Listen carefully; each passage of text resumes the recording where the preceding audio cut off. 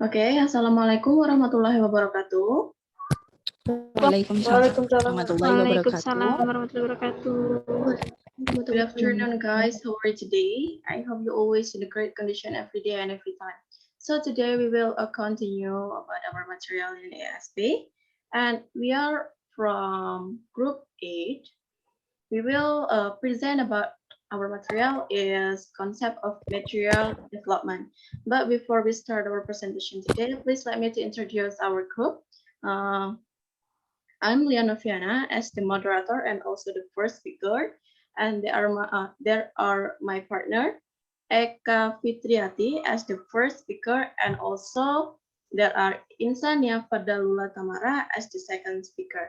So let's start our presentation today from the first speaker. Eka, time is yours. Okay, next slide, Mbak Lia.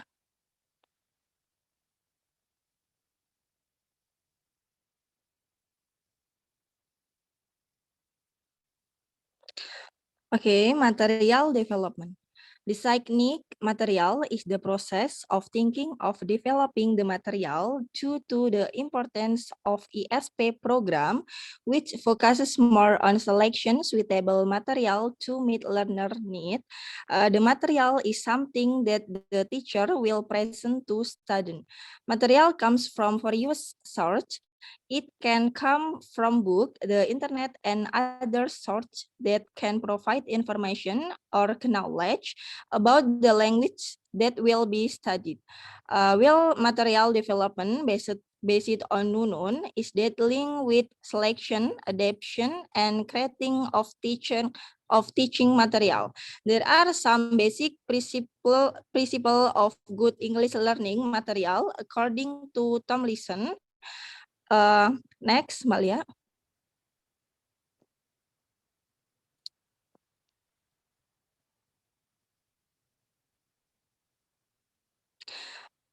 Material shall achieve impact. Impact is achieved when material have a noticeable effect on learners. That is when the learners' curiosity, interest, and attention are attraction.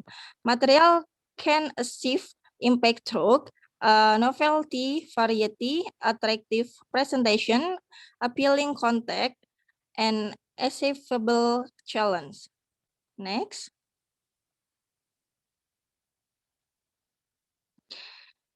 And the types and characteristic of teaching material. There are some types of teaching material. The first is printed material, is textbook, student worksheet, picture, photography, newspaper, and magazine.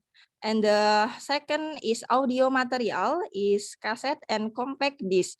And the third is audio visual, is video compact disc and film.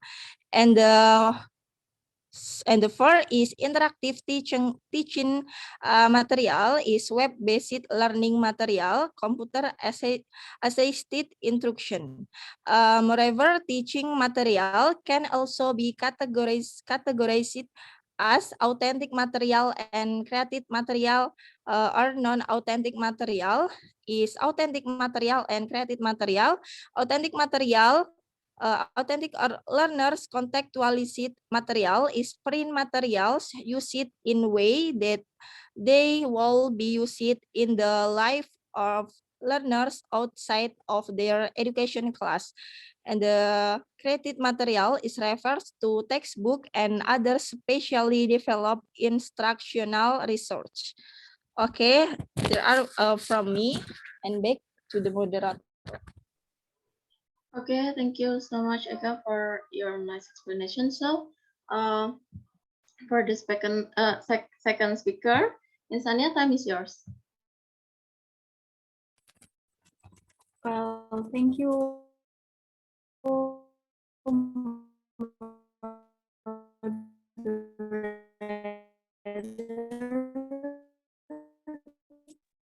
Sorry, Insania, your voice is not clear. Well, I want to ask you, do you hear my voice clearly? Can you hear my voice, guys? No, your words not clear. It's clearly. Oh no.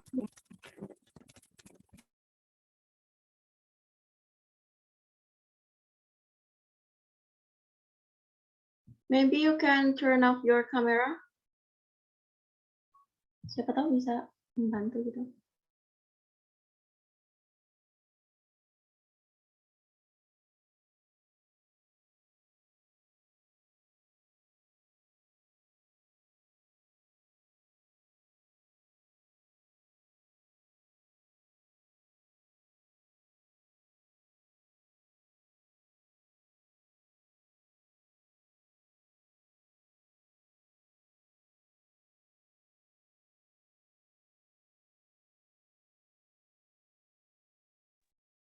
Tania, are you there?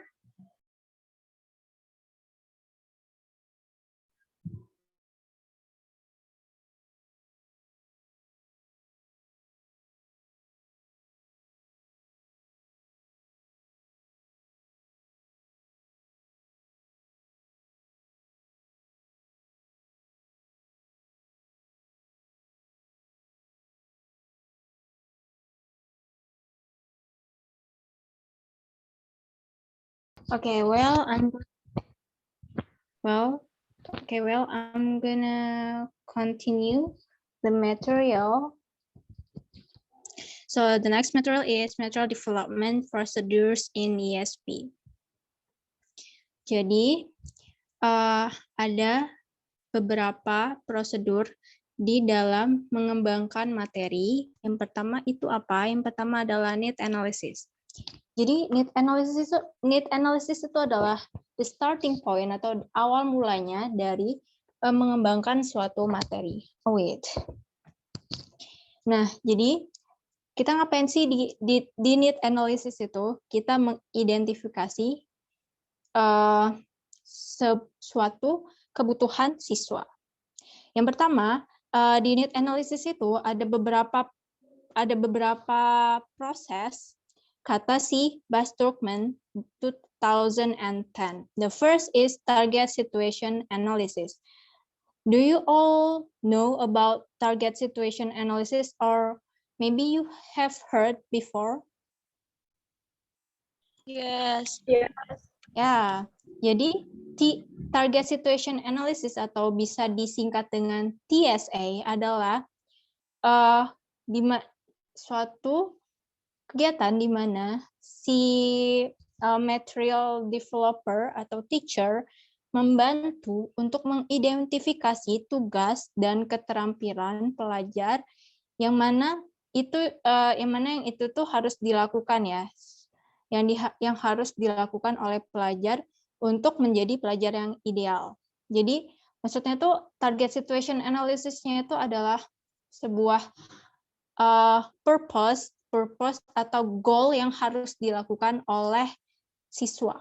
Target situation, target. Nah, next ada discourse analysis. Discourse analysis itu apa sih?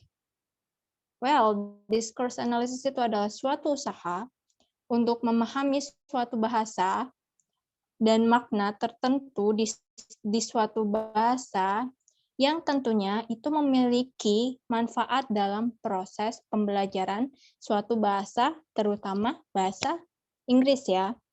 Jadi memiliki manfaat dalam proses belajar bahasa serta perilaku bahasa dan mengkaji wacana secara sungguh-sungguh agar bisa meningkatkan kompetensi komunikasi. Jadi usaha untuk memahami suatu bahasa yang mana itu akan meningkatkan kompetensi komunikasi. Next ada present situation analysis. Yang first proses itu kan target situation analysis ya, bukan target situation tapi ada analisisnya juga. Nah, yang ketiga, yang the third is present situation analysis. Apa sih bedanya target situation analysis sama present situation analysis? Kalian ada yang mau bantu menjawab? Ada yang tahu apa bedanya? Belum tahu. Belum tahu. Oke.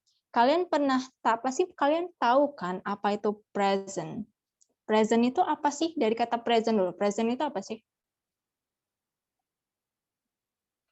Sesuatu yang terjadi, yang sedang Aha. terjadi. Ya, yang terjadi saat ini. Benar sekali Rolita ya. Jadi present situation analysis itu adalah situasi sekarang yang dimiliki oleh seorang siswa. Jadi di present situation analysis ini, material developer mengidentifikasi apa sih yang udah dimiliki, kemampuan yang dimiliki oleh seorang siswa saat ini, apa yang udah mereka miliki, apa yang mereka belum bisa, atau apa yang mereka sudah bisa, seperti itu. Paham? Oke, next ada learner factor analysis ya. Learner factor analysis itu adalah faktor yang memotivasi siswa belajar. Learner factor analysis. Faktor-faktor yang bisa memotivasi siswa untuk mendapatkan ilmu atau untuk belajar. Bagaimana mereka belajar, bagaimana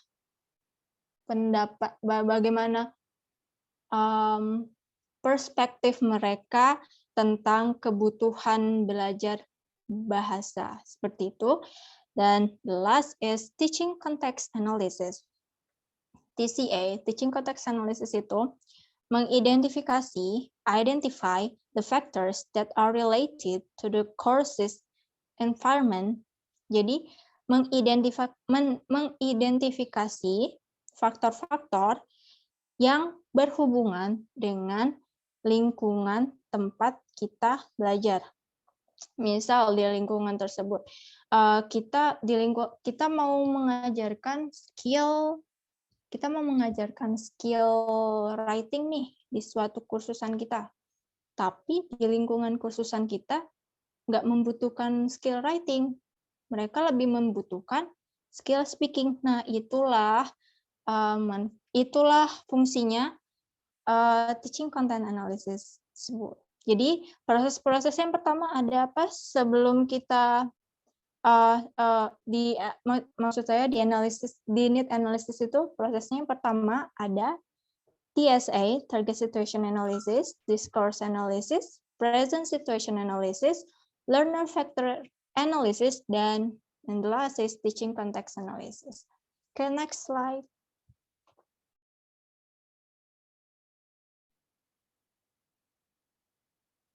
Oke.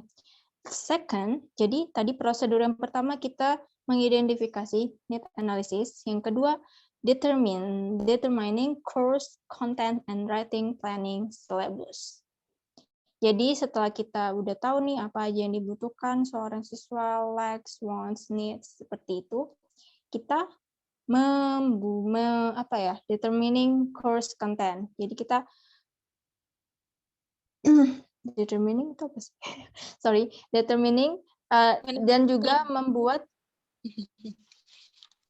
apa? Determining itu menentukan, San. Yes, ya, sorry. Menentukan isi kursusan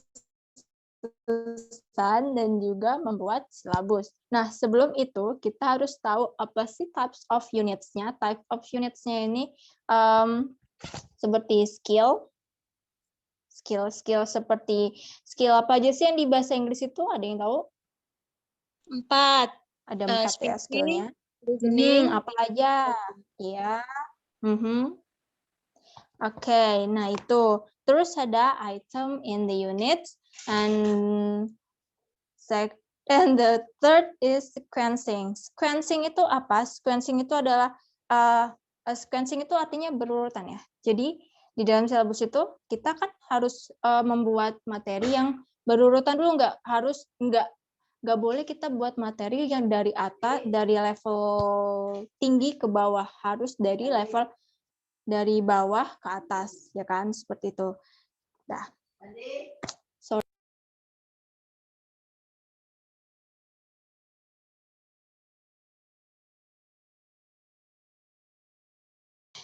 Okay, that's about determining course content and writing planning syllabus. Next. Di comment. Oke.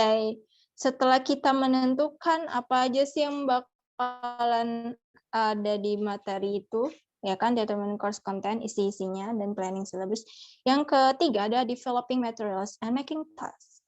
Developing materials, mengembangkan materi-materi dan membuat tugas-tugas, making task. Jadi, di developing materials ini ada dua cara. Yang pertama itu adopting, yang kedua adapting. Adopting ini apa? Adopting ini kita menerima, misalnya kayak ada buku ya. Buku itu kita ambil, ya materinya kita ambil untuk kita ajar. Tapi kalau adapting, kita ambil, tapi juga ada beberapa yang kita ubah. Bisa kita ubah dengan cara membuangnya, menghapus beberapa, atau menambahkan seperti itu.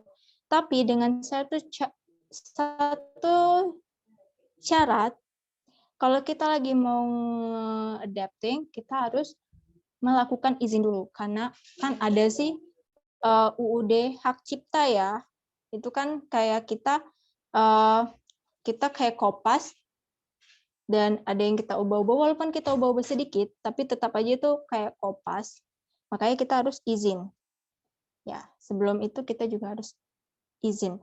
Jadi, di developing materials, according to Bas Turkmen 2010, propose 3 states as stated below. Di sini, yang first, use context, text, and situations from the student's subject area.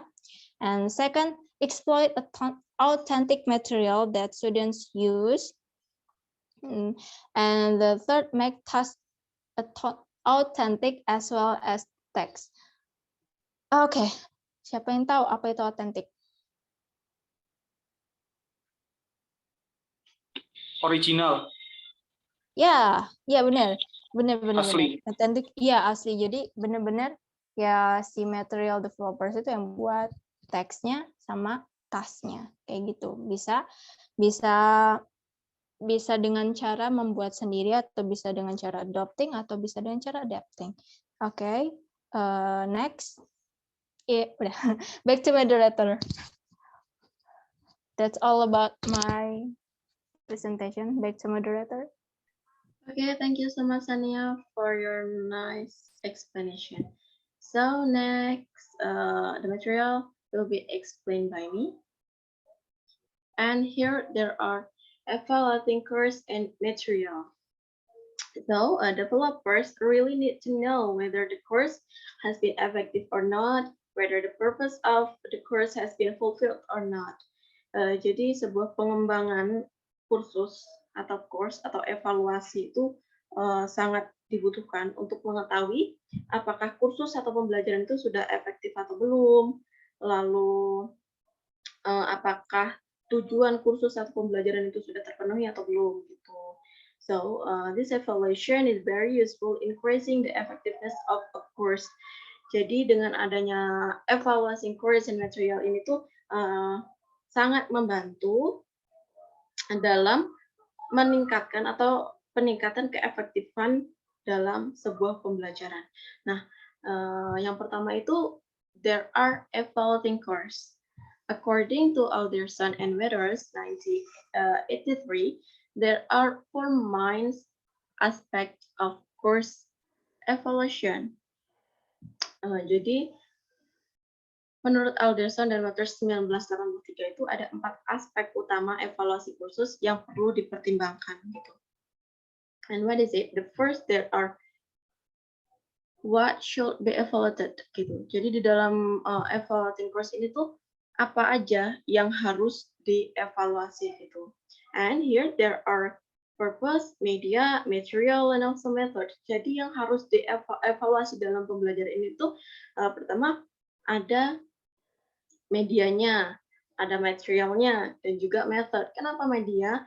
Nah, media ini dievaluasi untuk mengetahui apakah media yang digunakan itu sesuai dengan pembelajaran atau kebutuhan siswanya itu gitu. Misal di dalam analisis itu sudah ditemukan bahwa yang mereka butuhkan itu adalah skill speaking atau speaking skill gitu. Jadi medianya ini udah cocok belum, udah sesuai belum sama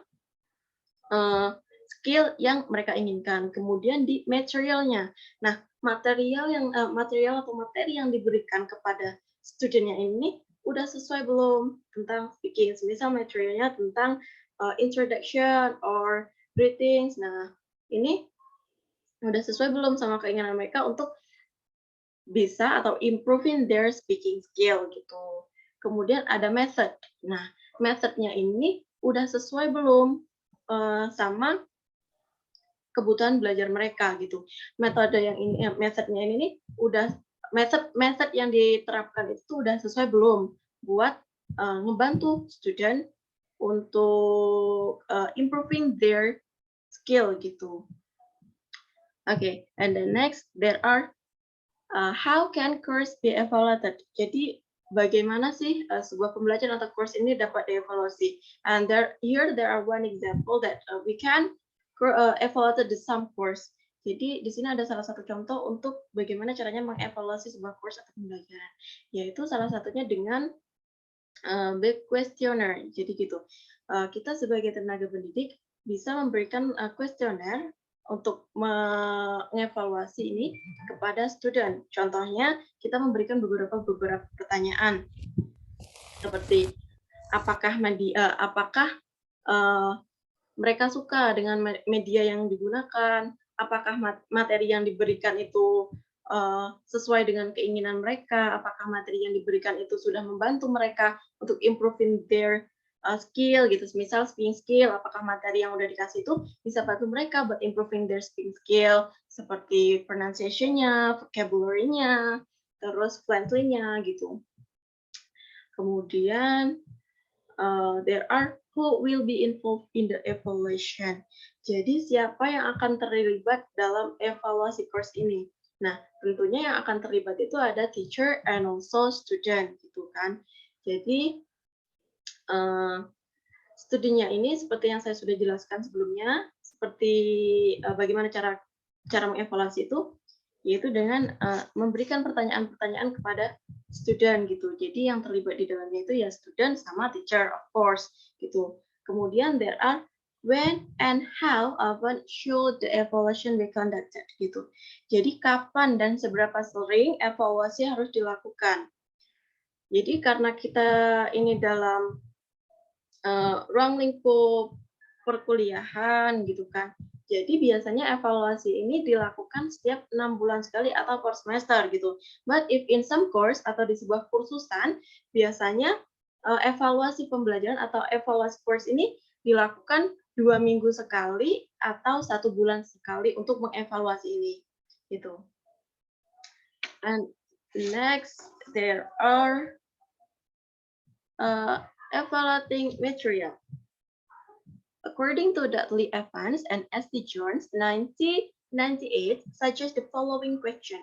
Jadi evaluating material, apa sih evaluating material? Nah, jadi evaluating material ini nih, evaluasi material gitu, seperti yang saya sudah jelaskan sebelumnya.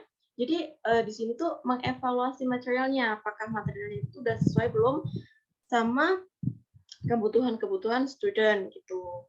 And here there are some question.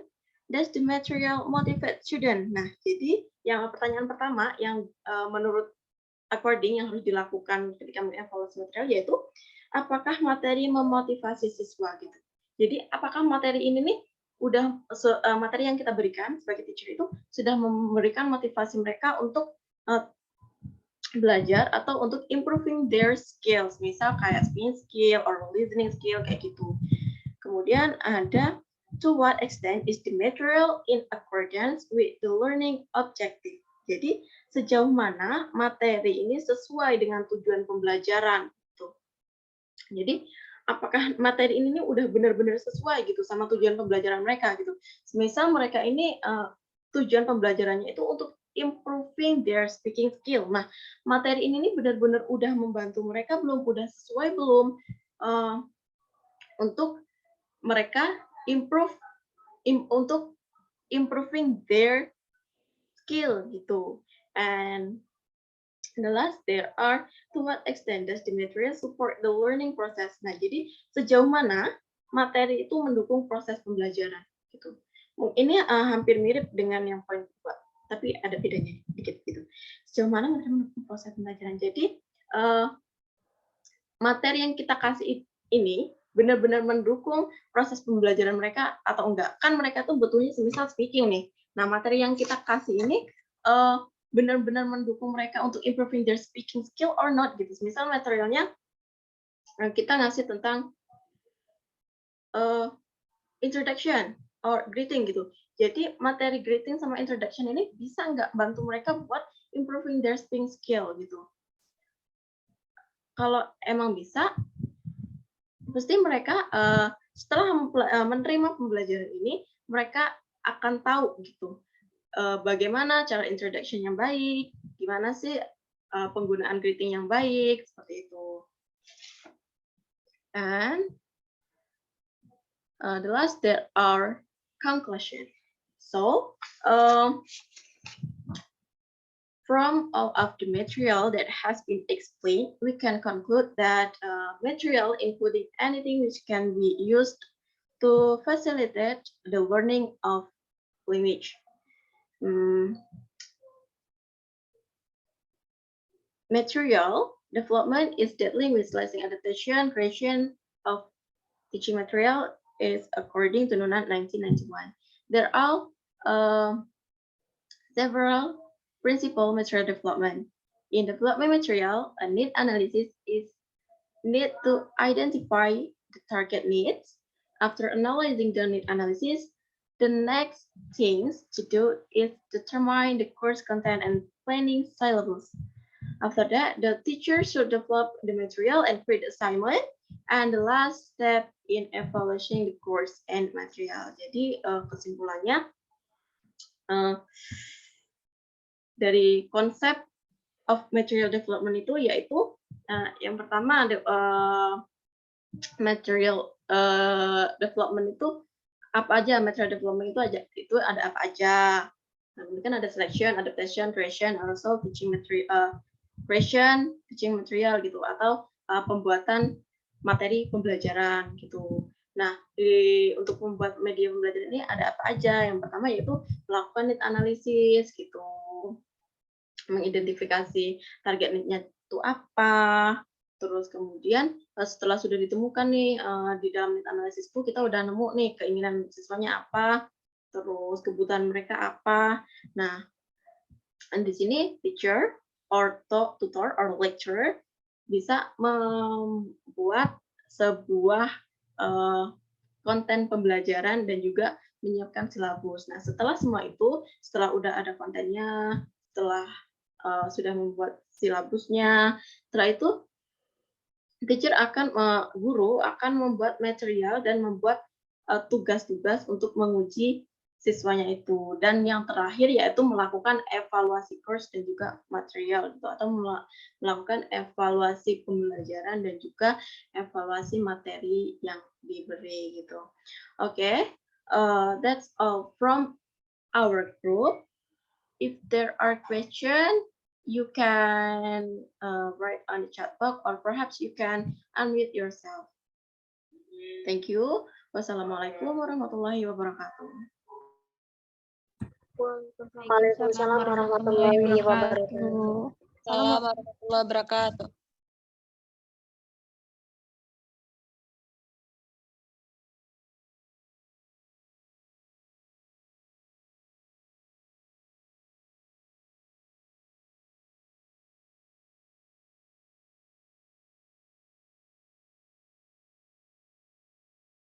So we will continue with the next group, group 8.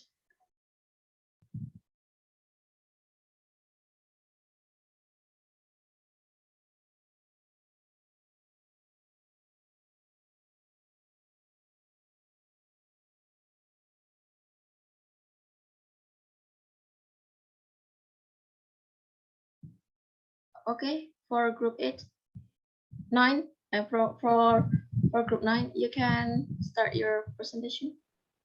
Okay, Lia, thank you for your SP. Well, Assalamualaikum warahmatullahi wabarakatuh. Waalaikumsalam warahmatullahi wabarakatuh.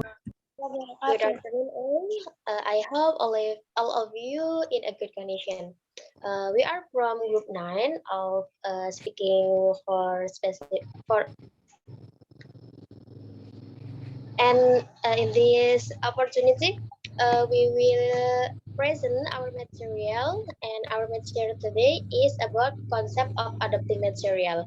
But before we present our material, please allow me to introduce our group member. The member of our group consists of I am Indri Lestari as the moderator and the first speakers, and then next is Rio Rizky Ramadan as the second speaker, and the last is Rosita Wati as the third speaker. If you have any questions, you can ask to our group in the end of this presentation, yeah, guys. Well, let's start this presentation. Next slide, Malia. Okay, the table of contents of our material today. The first is the definitions of concept of adapting material.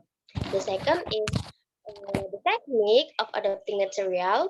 The third is the criteria of adapting material. The fourth is principle of materials adaptation.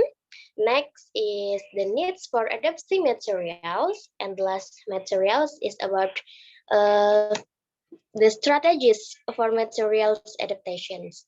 So let's discuss one by one. Okay, the first point is what is adapting material? Do you have know, guys, what is adapting material? Anyone know? Not yet. Not yet. Okay.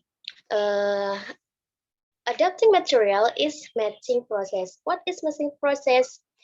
According to MC Donok at 2013, adapting is a process of matching what we have to work with, or we can say external criteria, and what the materials offer, or internal criteria.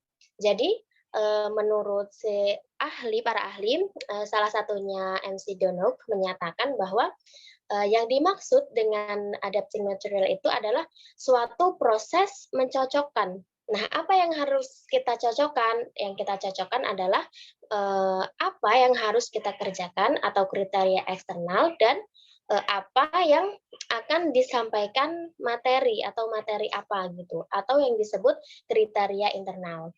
External criteria and internal criteria will be explained by my partner in the next explanation. And then in order to maximize the appropriateness of teaching materials in a context and the starting point of the process in the realization through an evaluation, the materials may not be fit for their intended purpose. Jadi adapting ini bertujuan untuk memaksimalkan kesesuaian materi di dalam suatu konteks pembelajaran. Nah, awal dari adapting material ini apa? Awalnya adalah merealisasi melalui evaluasi. Nah, bahwasanya mungkin materi yang akan disampaikan itu belum sesuai dengan tujuan pembelajaran yang dimaksudkan. Adaptation is a matching process that focus on ways so that the textbook use is more appropriate and effective. Jadi adaptasi itu adalah proses pencocokan di mana pencocokan itu menitik beratkan pada cara agar penggunaan buku itu bisa lebih tepat dan efektif. And then the next material, next slide.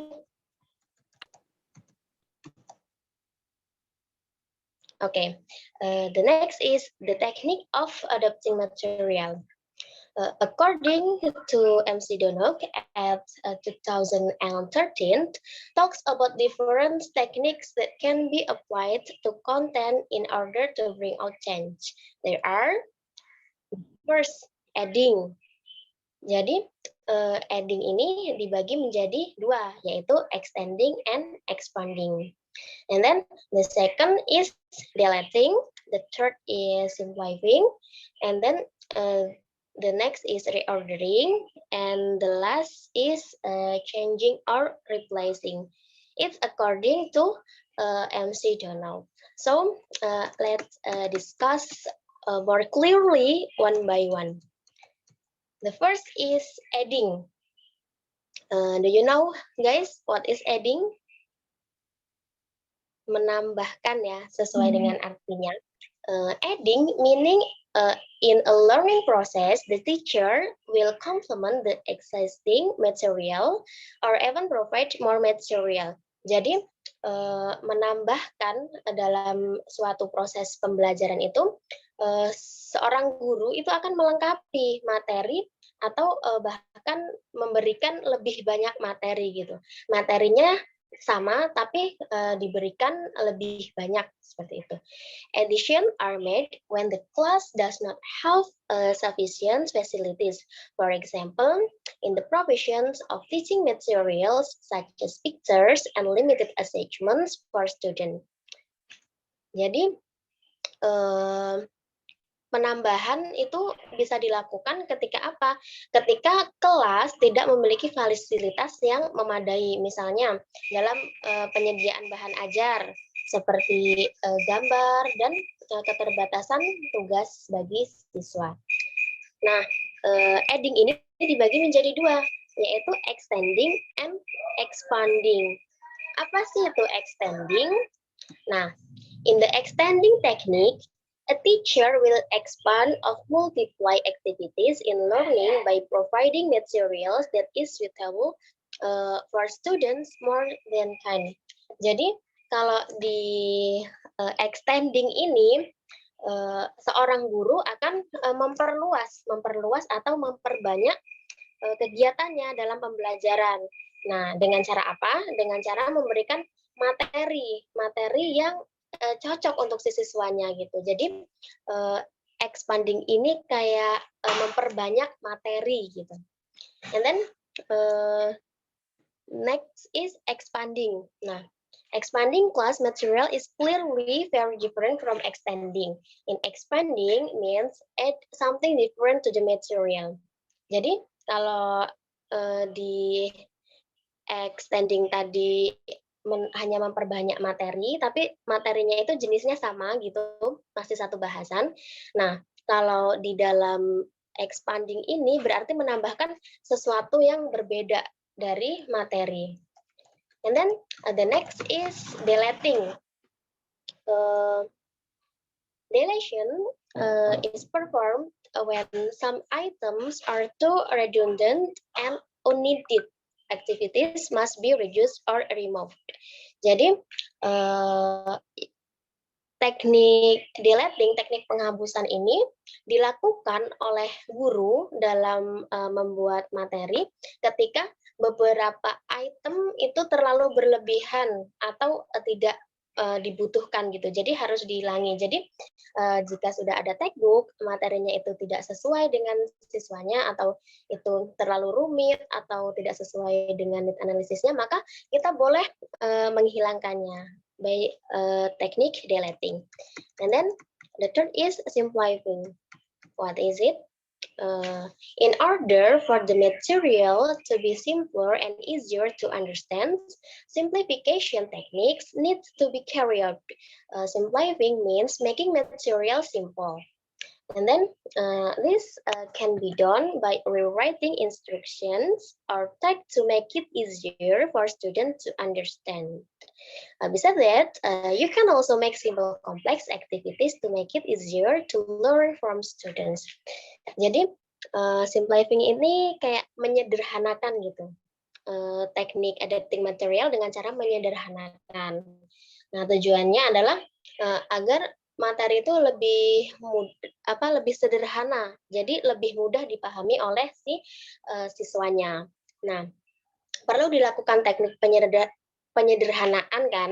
Nah, menyederhanakan ini berarti membuat materi menjadi lebih sederhana. Hal yang dapat dilakukan dengan menulis ulang instruksi atau teks agar lebih mudah dipahami. Jadi misalkan teksnya itu menggunakan bahasa-bahasa yang banyak, kata-kata yang banyak, kita bisa meringkasnya gitu. Yang penting poinnya itu tetap dapat gitu. Jadi lebih sederhana. Karena siswa biasanya itu akan lebih mudah memahami teks yang langsung ke to the point gitu kan. Kalau yang banyak-banyak kayak banyak basa-basinya itu, siswa malah bingung. Seperti itu. And then the next material is reordering. What is reordering? In rearranging, the teacher has made the materials more reasonable for sequence of learning activities differently. Jadi di dalam penataan ulang ini, guru telah membuat materi lebih masuk akal untuk urutan kegiatan pembelajaran yang berbeda. Jadi kalau di reordering ini, hal yang dilakukan agar materi itu tertera dan tidak berantakan. Jadi kayak disusun gitu, disusun sesuai dengan urutannya. Misal seperti yang dikatakan Insania tadi, bahwa materi itu harus disusun secara urut, nggak boleh yang susah dulu terus baru yang mudah. Jadi kita sesuaikan, kita tata ulang penempatan materi itu, dimulai dari yang sederhana ke yang lebih rumit. And then the last is modification or changing or replacing. What is it? When there is material that is not appropriate, the teacher must modify it. For example, text that is too long or not appropriate. Jadi di teknik yang terakhir ini, jika ada materi yang tidak sesuai, guru itu harus memodifikasinya. Misalkan teks yang terlalu panjang dan tidak sesuai. Jadi guru bisa menyederhanakannya atau membuatnya lebih mudah dipahami. Well, that's all my explanation about the definition and the technique of adapting material. And then the next material will be explained by my partner, to Rio Rizky Ramadan. Time is yours. Next slide. Bismillahirrahmanirrahim. So let's continue the material. We move to the criteria of adapting material. But can you hear my voice? I ask you guys, is it clear? Yes. Okay. Yeah.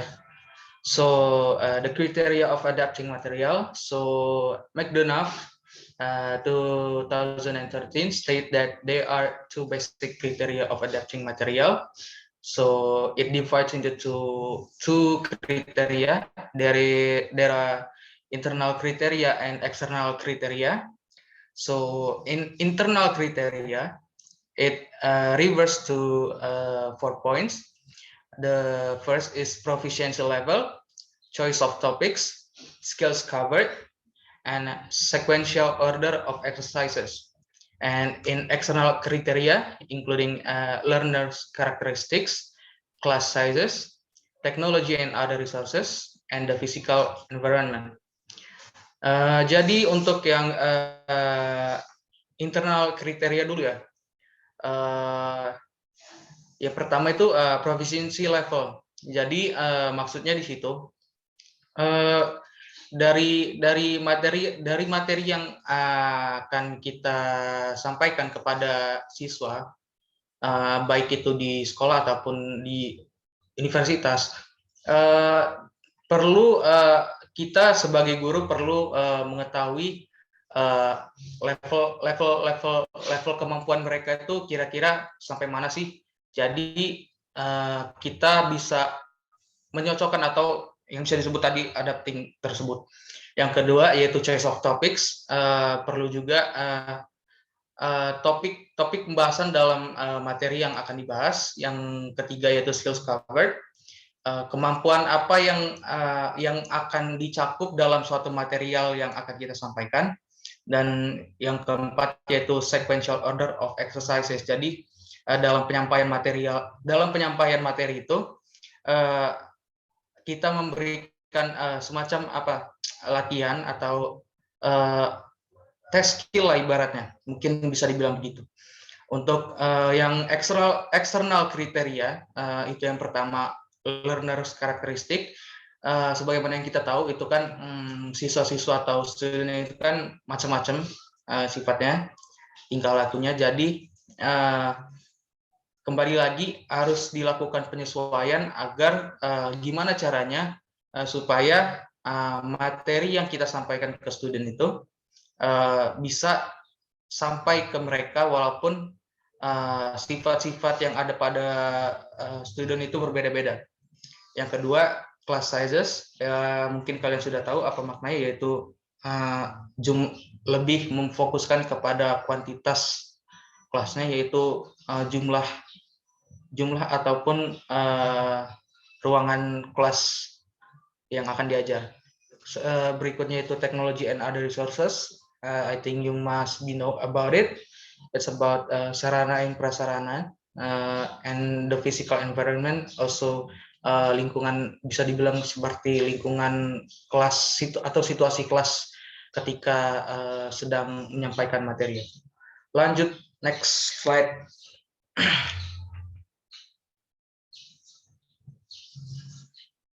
So the next is principle of adapting material. So Grant in 1987 has listed the following principles for material adaptation. So the first is creating communicative dialogue.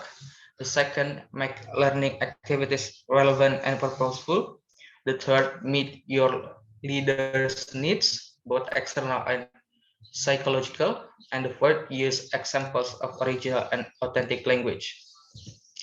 So very often adaptation involves supplementation. That is, teachers add materials from other resources to the textbooks they are using. So the teachers who make a point of collecting authentic materials find it much easier to adapt textbooks.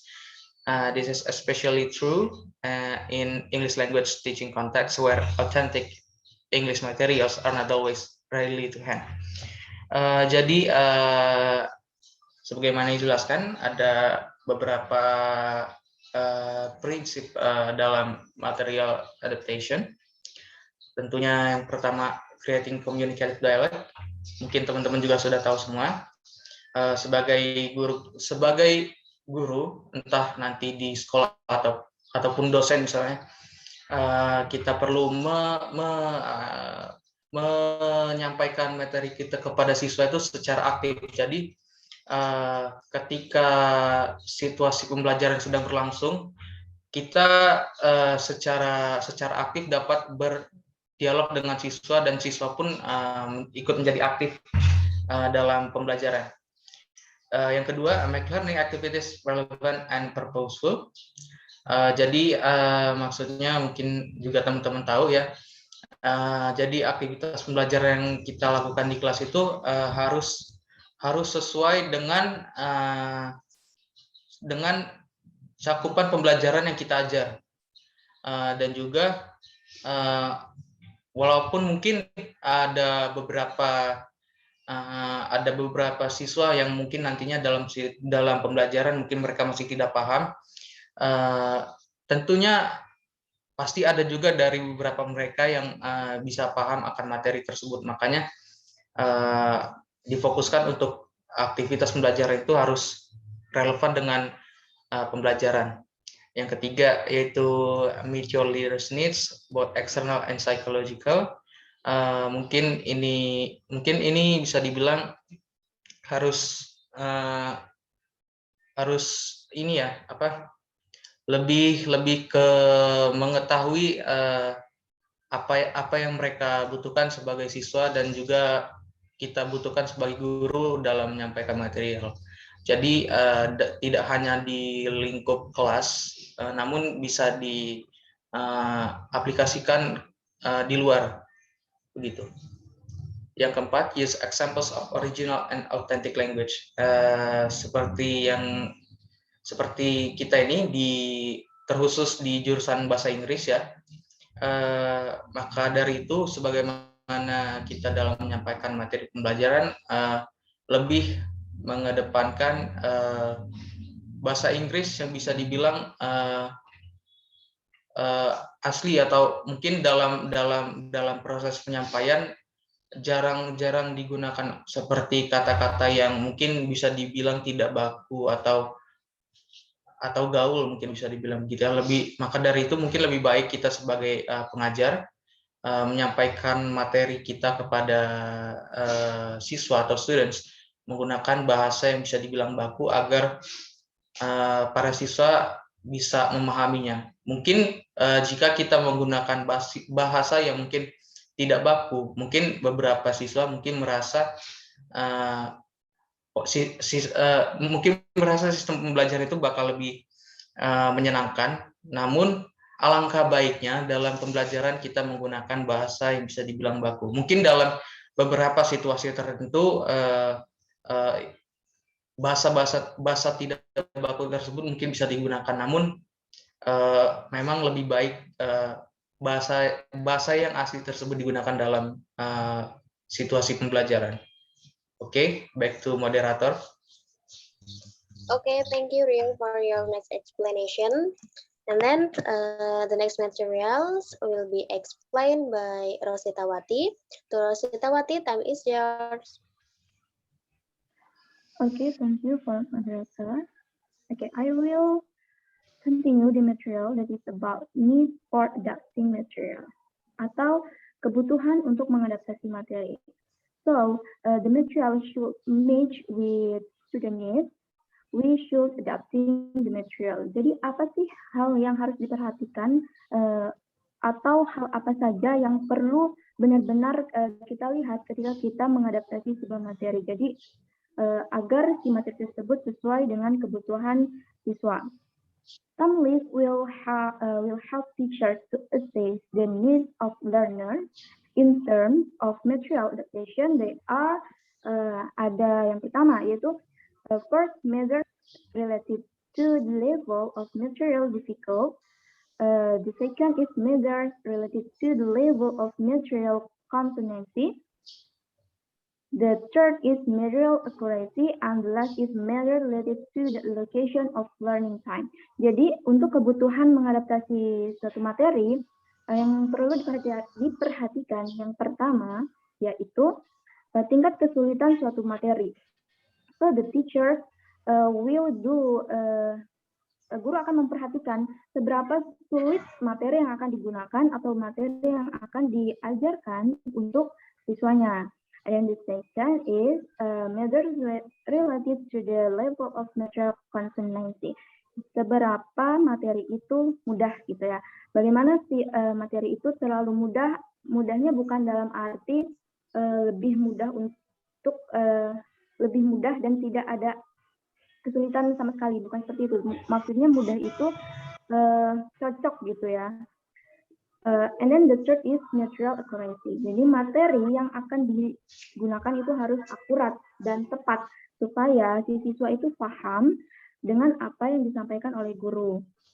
And then the last is measure related to the allocation of learning time. Jadi ketika kita mengadaptasi materi juga kita harus memperhatikan alokasi waktunya supaya materi yang disampaikan itu akan sesuai dengan alokasi waktu yang telah ditentukan dan tidak menyimpang kemana-mana supaya materi itu tepat dan waktunya juga tepat,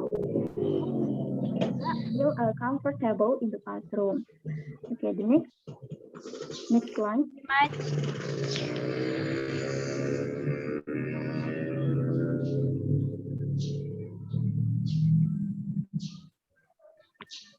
Okay, the next material is about strategies for material adaptation. Strategies for material adaptation. Jadi ada beberapa strategi untuk mengadaptasi suatu materi. According to Bahtia 2003, there are two types of strategies for material adaptation. Ada dua jenis nih Yang pertama yaitu simplification, dan yang kedua, or second is easyification. As you know, simplification itu kita sebut dengan simple. Nah, jadi strategi yang pertama itu simple. Untuk materi itu membuat agar materi itu lebih simple.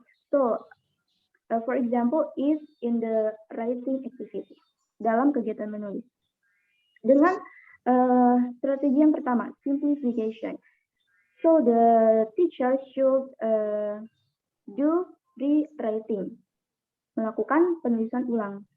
Tetapi itu sekedar untuk agar materi itu cocok for her students, untuk siswanya. Jadi dibuat menjadi lebih simple. Misalnya si teks atau bahan bacaan itu terlalu panjang dan terlalu sulit untuk dipahami, sehingga metode simplification atau strategi simplification ini penting dalam adapting material. And then the second is easyification. Easyification, easy, yaitu mudah, sehingga materi yang akan disampaikan itu harus tepat, sehingga tingkat kemudahan pada suatu materi harus diperhatikan. Dan ketika mengadaptasi materi ini, si guru or the teacher should harus memperhatikan tingkat kemudahan materinya. Okay, that's all about the material of adapting, concept of adapting material.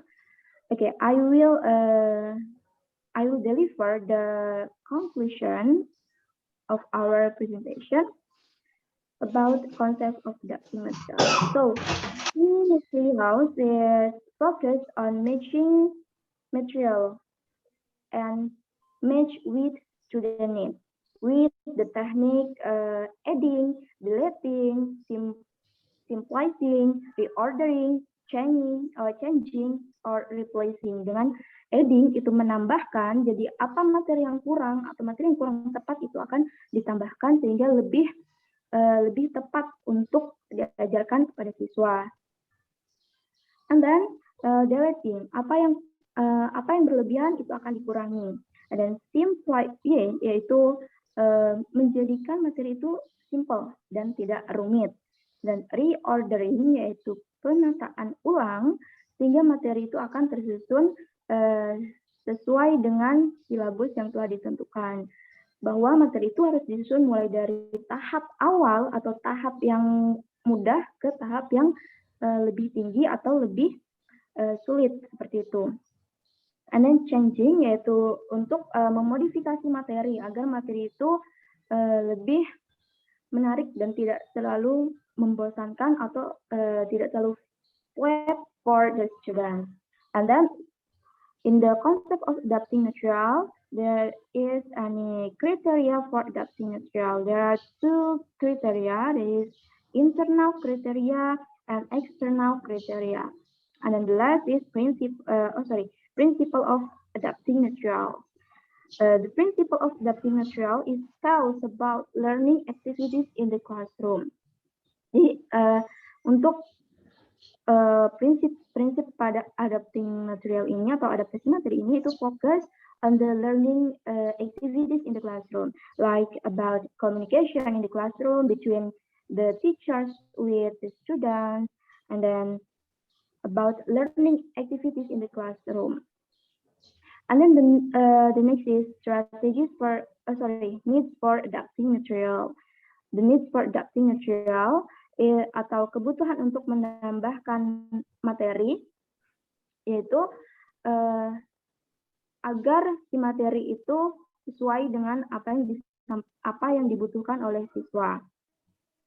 And then the last is strategies for adapting material. There is simplification or simple and easyification or easy. Okay, that's all the explanation from me. Back to the moderator. Thank you. Okay, Rosita, thank you for your nice explanation. Well, guys, that's all our explanation about materials adaptations or concept of adapting material. Is there any question, guys? If you have any questions, you can unmute your microphone or you can write in the chat box.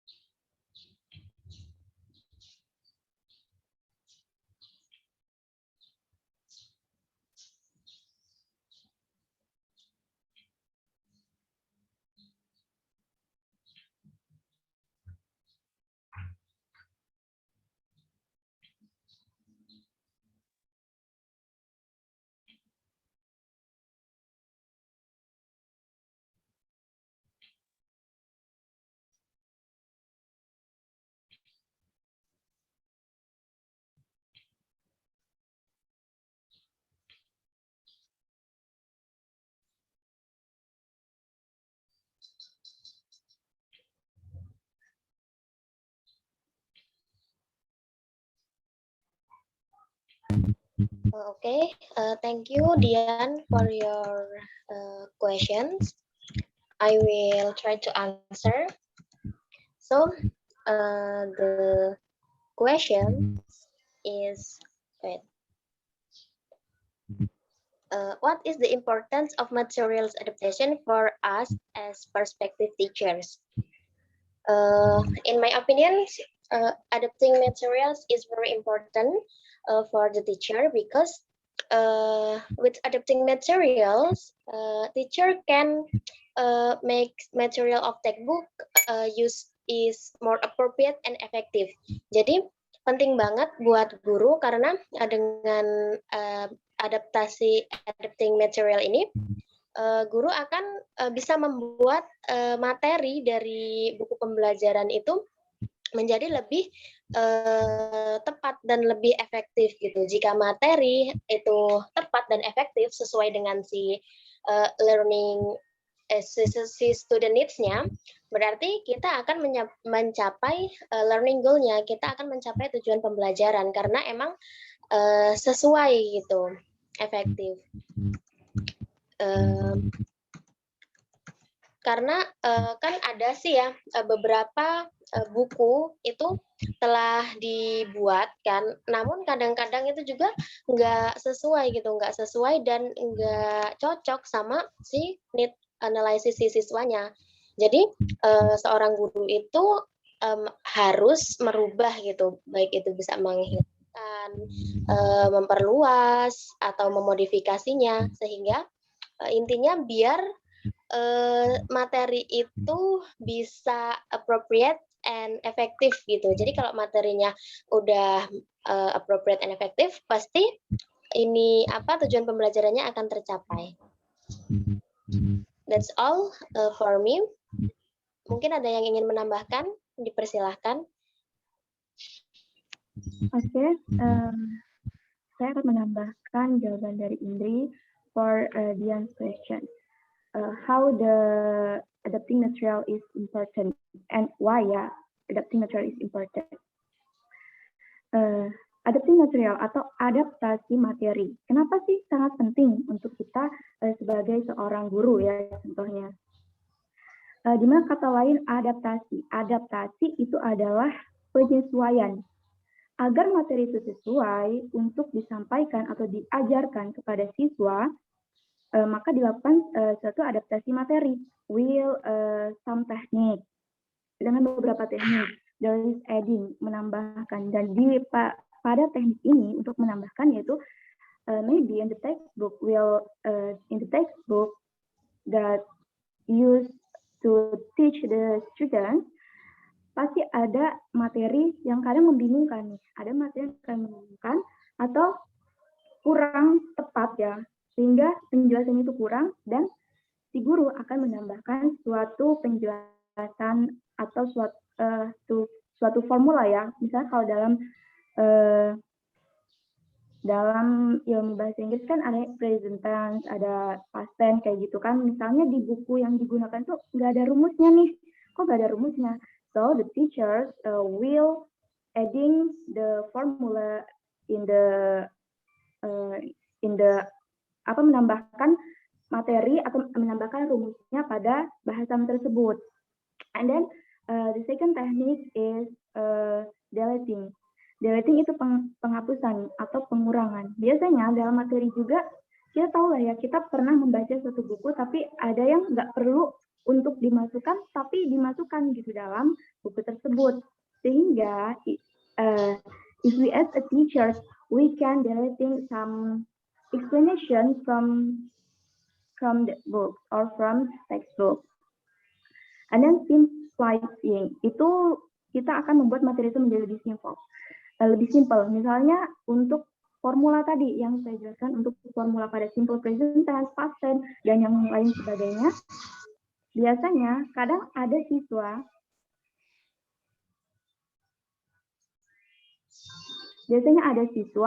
yang terlalu memikir bahwa itu sulit untuk dipahami. Sehingga we as a teacher can explain the simple formula to our students. And then next is reordering atau penataan ulang. Kadang ada materi yang disajikan oleh buku itu tidak sesuai dengan apa yang harus dicapai oleh siswa. Tidak sesuai, misalnya harusnya before we learn about past tense, we learn first about present tense. Tapi kebalik nih dalam buku itu, dalam buku yang digunakan oleh guru kan kebalik, malah si past tense dulu gitu. Nah, the teachers can appropriate the material. The teacher akan matching the material, akan menyesuaikan materi, itu berawal dari present tense dulu baru ke past tense. Itu contohnya. And then changing atau replacing. Biasanya replace ini penempatan materi kadang emang tidak sesuai. Tapi kita harus hati-hati karena kadang siswa juga bingung dengan cara yang kita lakukan. Kita juga harus berkomunikasi dengan siswa. Bertanya, we ask as a teacher, we ask to our students, if the teachers cannot understood with our explanation, dengan penjelasan kita, maka kita bertanya nih kepada siswa bagaimana penyampaian materi ini, apakah mudah dipahami atau tidak gitu. Sehingga jika tidak, sehingga guru akan menyesuaikannya kembali dan memodifikasi materi tersebut. Sehingga materi yang akan disampaikan, materi yang akan dipakai untuk mengajar itu lebih mudah dipahami, baik itu for teachers and also for the students. Okay, thank you. That's all from my explanation. Back to the moderator.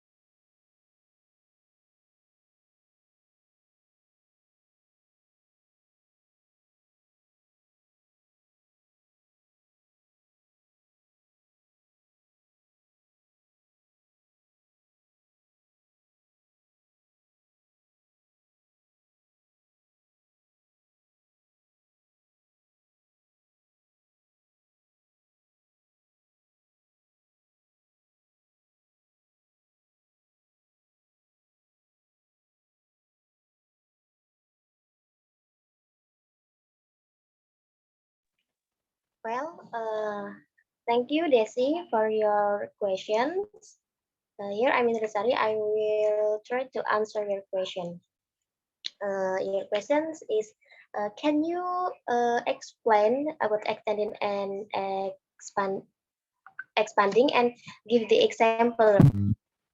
So the first is extending. As we know that extending is the technique the teacher extend the activity by supplying more of the some type of material. Jadi seperti yang kita tahu di extending ini guru itu akan memperluas aktivitas atau memperpanjang gitu ya, memperpanjang materinya dengan menyediakan lebih materi gitu. Tapi jenis materinya itu sama.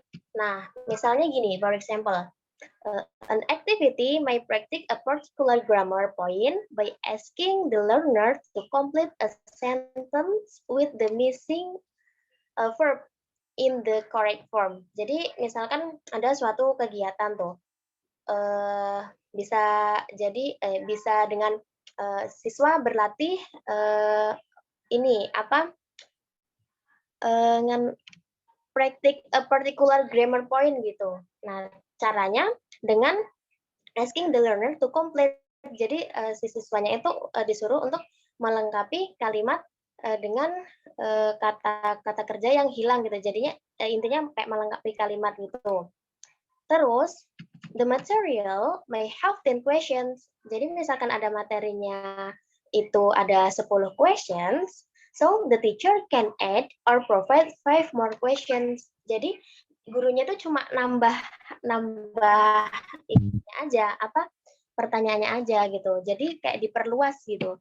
Misalkan materinya yang ditanyakan itu ada 5 poin, bisa diperpanjang atau diperbanyak menjadi 10 poin. Tapi materi yang dibahas atau yang ditanyakan itu masih sama, tidak ada yang berbeda. Itu untuk extending. Nah, kalau yang expanding ya, yang kedua, itu ditambahkan, tapi itu kayak materinya itu berbeda gitu. Kalau yang cuma kayak diperpanjang, tambahin gitu kan.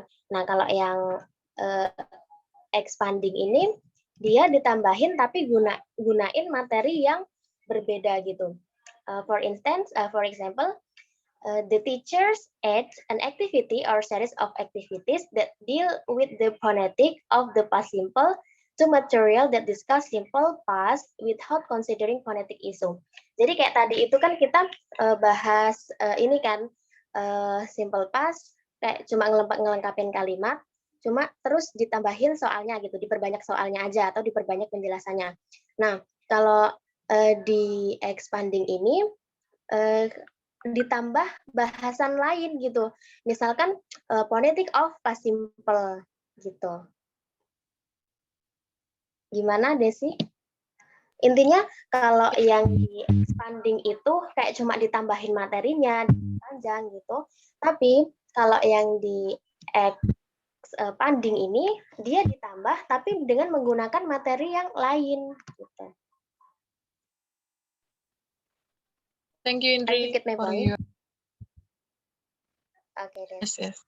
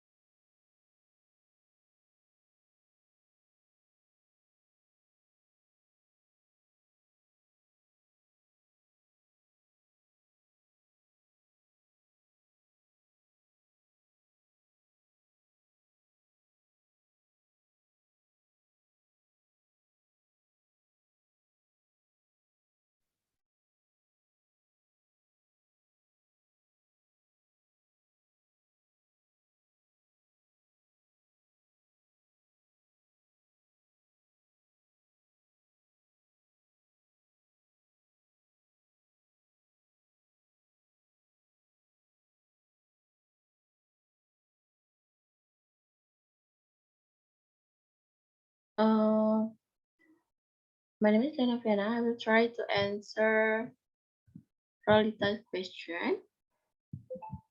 Could you give an example of development material and making task? Nah, jadi example of material, development material ini salah satu contohnya itu kayak write textbook gitu, kayak membuat teks gitu, membuat teks. Or you can write some story kayak gitu, kayak penulisan story gitu buat pembelajarannya, buat materi pembelajarannya. Terus kalau yang making task, semisal nih ya, contohnya, semisal ini listening. Misal skill yang mereka pilih, student pilih itu skill listening. Nah, contoh tasknya tuh gimana, pembuatan tasknya tuh gimana? Kita sebagai guru mungkin bisa memberikan task berupa blank space atau kayak kata yang hilang gitu, ada kata yang hilang, terus kita kasih audio ke siswa tersebut, kemudian siswa tersebut tuh harus mengisi kekosongan dari kosakata itu gitu. Semisal ada audio lagu gitu ya, kayak smooth like bla bla bla gitu kan. Tapi di situ sebenarnya lirik aslinya itu like smooth like butter kayak gitu. Itu salah satu dari contoh blank space. That's all from me. Mungkin kalau ada yang mau menambahkan, silahkan. Mungkin Sania atau Eka ingin menambahkan. Terima kasih atas jawabannya, Mbak Lia. Oke, sama-sama. Is it clear? Atau mungkin masih ada yang kurang memuaskan gitu?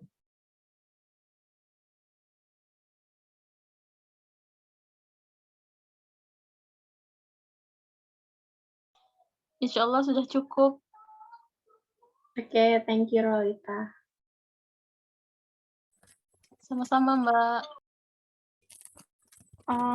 Suaraku terdengar jelas nggak ya? Yep, jelas. Okay. I wanna answer Citra's question. Question itu apa? Gimana sih kalau misal ada error dalam pembuatan materi? Padahal sebelumnya tuh kita sudah menganalisis, mengidentifikasi need analysis siswa-siswa kan. Jadi kan di need analysis itu ada beberapa proses ya, di mana proses itu memang harus dilakukan. Kenapa? Biar apa? Ya biar nanti materi yang akan kita buat itu sesuai dengan apa sih, dengan kebutuhan siswanya. Jadi kalau memang prosesnya sudah dijalankan dengan baik, dengan runtut, pasti tidak akan ada error dalam pembuatan materi-materi bahasa. Seperti itu. Apakah itu normal? Tentu saja itu mungkin akan terjadi, tapi kecil kemungkinannya kalau memang melakukan proses-proses yang telah dijabarkan sebelumnya. Seperti itu. Bagaimana Citra? Atau mungkin Lia mau nambahin? I think enough. Yeah. Is it clear? Okay. Yes.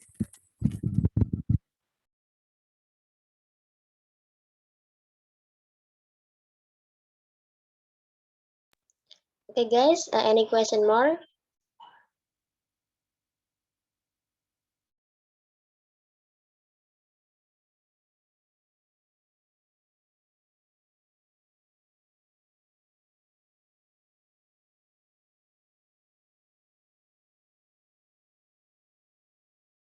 Jangan lupa absen ya. Ini udah jam 14.30. Okay. So guys, any question? Ada pertanyaan lagi nggak? I think enough ya, because time is over. Okay. Nggak ada. Okay, because time is up.